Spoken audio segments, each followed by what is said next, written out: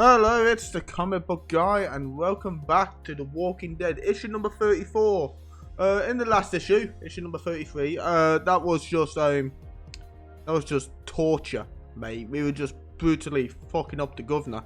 I mean, in the TV show, she kills his zombie daughter and stabs him in the eye. This one, mate, started to feel sorry for him in the end, but not really because he's a bit of a prick anyway. But yeah, she tortured the governor. Yen Michonne met back up with Rick, and I imagine in this one they're going to be heading back to the prison. So let's see what happens next.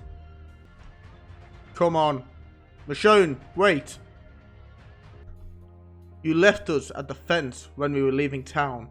You said you had unfinished business with the governor, the man who cut off my hand and tortured you for days.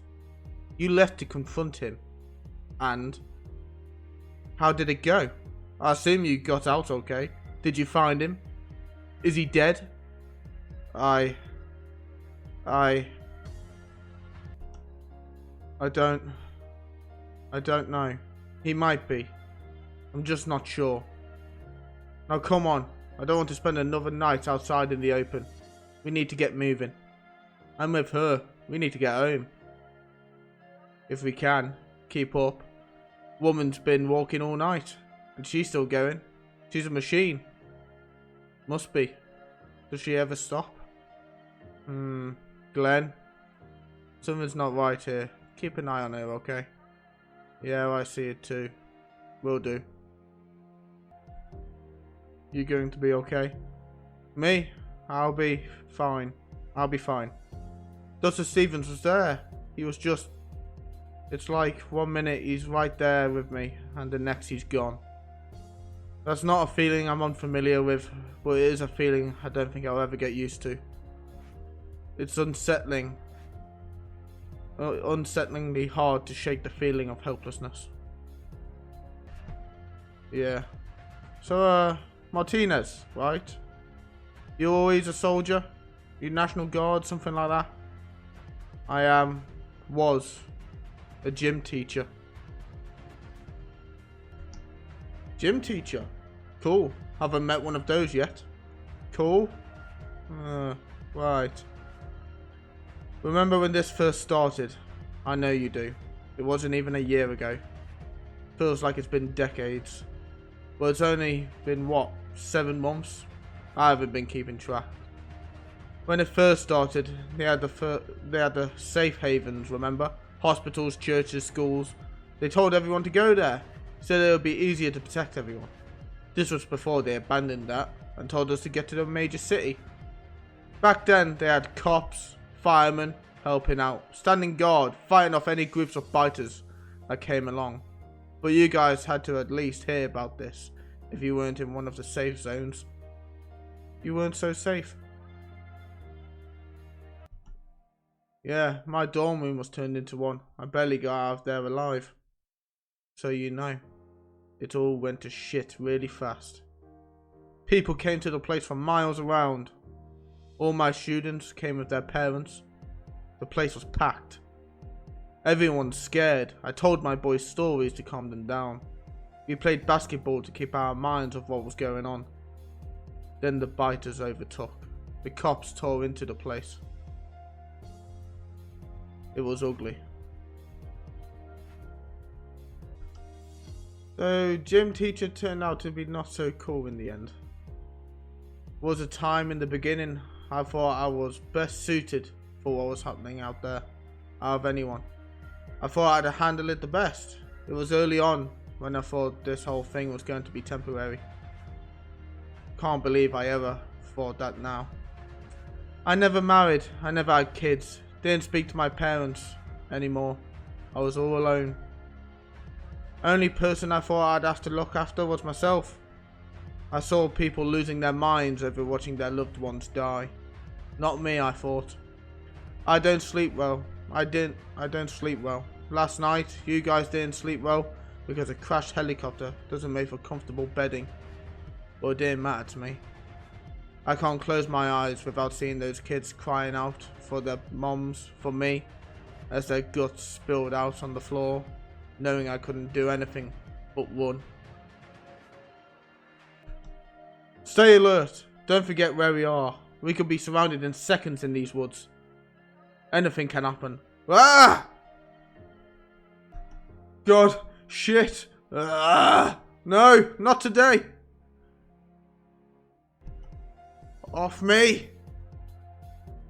Thanks. We need to go now. The noise will just bring more of them.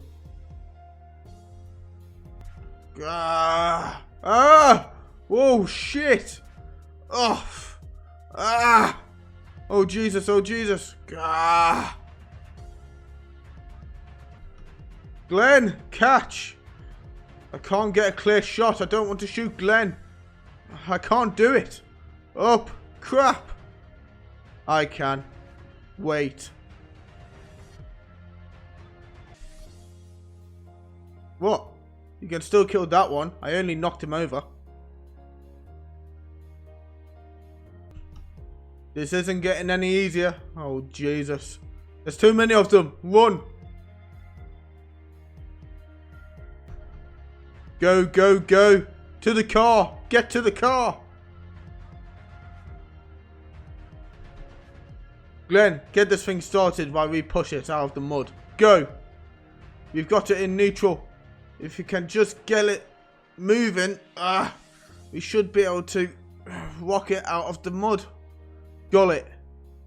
That did it. It's moving. Get in, quick. Get us out of here. I'm on it. Never a dull moment with you people. How close is this prison you're living in? Not far, a few minutes drive at most, assuming nothing slows us down. That would be a miracle. Oh, sorry. So, this prison you guys live at, is it safe? I know we all hate the governor and that horrible town, but I was able to sleep at night without worrying about an attack. Probably should have brought it up before, but I'd hate to lose that. There's 3 fences surrounding the place. Romans haven't been able to bust through the outer fence. We've got guard towers to defend the place if need be. And the buildings themselves are pretty sturdy.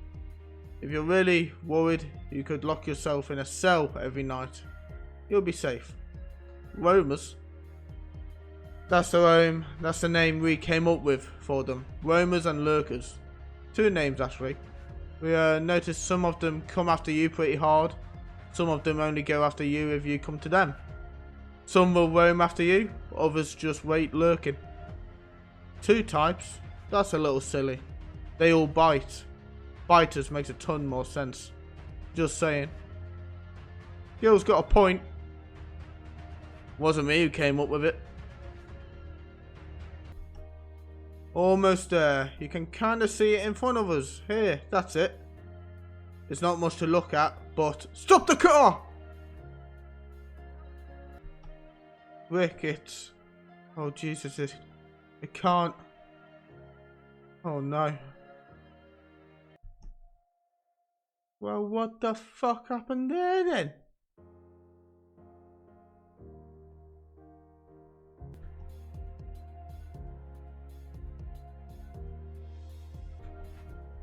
The prison is just infested now. Has the governor already attacked before they even got back? Nah, that's impossible, mate. That guy's fucked up. Oh, God. Oh, God, no. Oh, hello. What's going on here, then? Knock, knock. Just a minute. I swear, son, it's getting colder out there by the minute. Hey up, Dad, it's getting cold in here. You see any bad ones out there? Nope, since it started getting cold, they pretty much stopped coming around. Thanks, son. You finish your comic? Yeah, again. I wish I could get new comics. The ones I have are starting to get boring because I read them so much. Is this Morgan and Duane? Is it Duane? Ooh, I hope so. Yeah, it's gonna be. Who else is it gonna be? Come here. I think I might have something that could cheer you up. What is it? It's a present, son. I don't want to ruin it for you. Sit down. Well, it's too early. You never let me open my presents early before.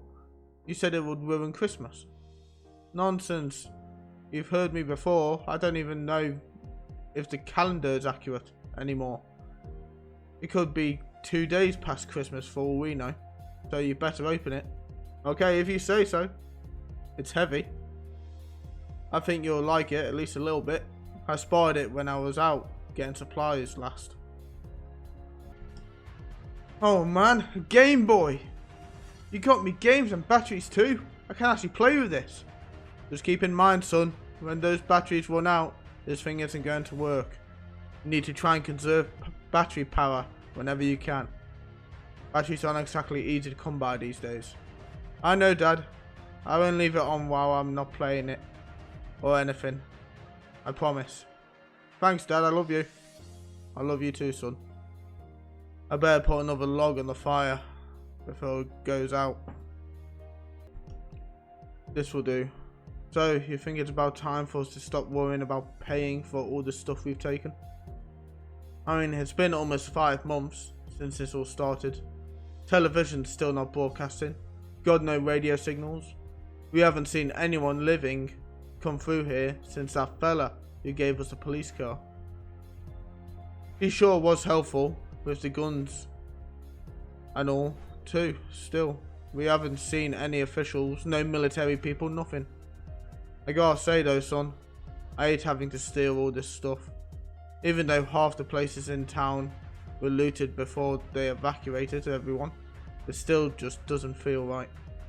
Food's one thing, we've got no choice there. I mean, we don't really have any option other than stealing from the local grocery stores.